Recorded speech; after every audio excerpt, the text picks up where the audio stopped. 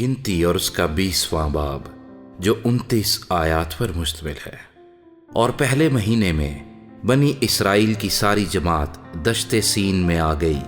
اور وہ لوگ قادس میں رہنے لگے، اور مریم نے وہاں وفات پائی اور وہیں دفن ہوئی، اور جماعت کے لوگوں کے لیے وہاں پانی نہ ملا، سو وہ موسیٰ اور ہارون کے برخلاف اکٹھے ہوئے، اور لوگ موسیٰ سے جھگڑنے اور یہ کہنے لگے، ہائے کاش ہم بھی اسی وقت مر جاتے جب ہمارے بھائی خداوند کے حضور مرے۔ تم خداوند کی جماعت کو اس دشت میں کیوں لے آئے ہو کہ ہم بھی اور ہمارے جانور بھی یہاں مریں؟ اور تم نے کیوں ہم کو مصر سے نکال کر اس بری جگہ پہنچایا ہے؟ یہ تو بونے کی اور انجیروں اور تاکوں اور اناروں کی جگہ نہیں ہے، بلکہ یہاں تو پینے کے لیے پانی تک میسر نہیں۔ اور موسیٰ اور ہارون جماعت کے پاس سے جا کر خیمہ اجتماع کے دروازے پر اوندھے منہ گرے، تب خداوند کا جلال ان پر ظاہر ہوا، اور خداوند نے موسیٰ سے کہا کہ اس لاٹھی کو لے، اور تو اور تیرا بھائی ہارون تم دونوں جماعت کو اکٹھا کرو، اور ان کی آنکھوں کے سامنے اس چٹان سے کہو کہ وہ اپنا پانی دے، اور تو ان کے لیے چٹان ہی سے پانی نکالنا، یوں جماعت کو اور ان کے چوپایوں کو پلانا۔ چنانچہ موسیٰ نے خداوند کے حضور سے اسی کے حکم کے مطابق وہ لاٹھی لی، اور موسیٰ اور ہارون نے جماعت کو اس چٹان کے سامنے اکٹھا کیا، اور اس نے ان سے کہا، سنو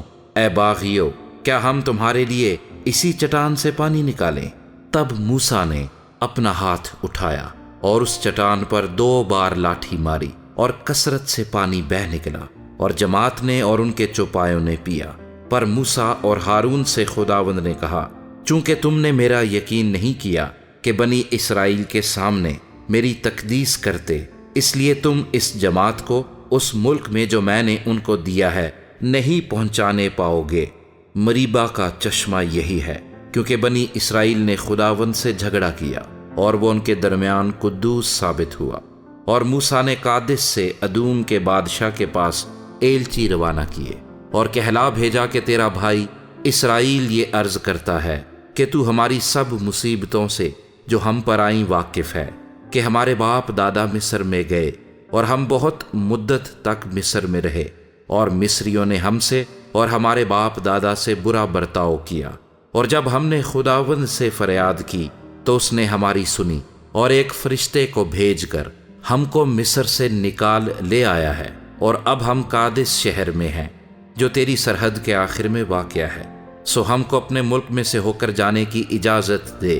ہم کھیتوں اور تاکستانوں میں سے ہو کر نہیں گزریں گے، اور نہ کنوؤں کا پانی پئیں گے۔ ہم شاہراہ پر چل کر جائیں گے، اور دہنے یا بائیں ہاتھ نہیں مڑیں گے جب تک تیری سرحد سے باہر نکل نہ جائیں۔ پر شاہ ادوم نے کہلا بھیجا کہ تو میرے ملک سے ہو کر جانے نہیں پائے گا، ورنہ میں تلوار لے کر تیرا مقابلہ کروں گا۔ بنی اسرائیل نے اسے پھر کہلا بھیجا کہ ہم سڑک ہی سڑک جائیں گے، اور اگر ہم یا ہمارے چوپائے تیرا پانی بھی پئیں تو اس کا دام دیں گے۔ ہم کو اور کچھ نہیں چاہیے سوائے اس کے کہ ہم کو پاؤں پاؤں چل کر نکل جانے دے۔ پر اس نے کہا، تو ہرگز نکلنے نہیں پائے گا۔ اور ادوم اس کے مقابلے کے لیے بہت سے آدمی اور ہتھیار لے کر نکل آیا۔ یوں ادوم نے اسرائیل کو اپنی حدود سے گزرنے کا راستہ دینے سے انکار کیا، اس لیے اسرائیل اس کی طرف سے مڑ گیا۔ اور بنی اسرائیل کی ساری جماعت قادس سے روانہ ہو کر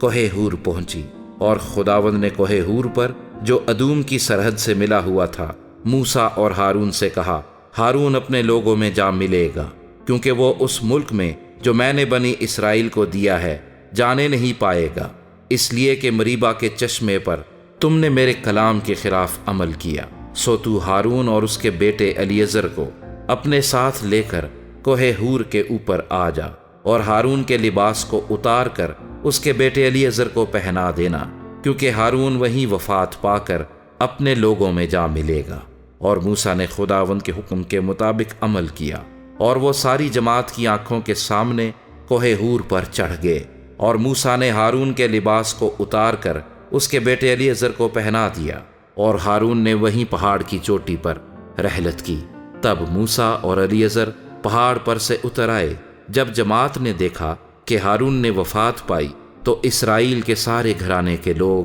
ہارون پر 30 دن تک ماتم کرتے رہے۔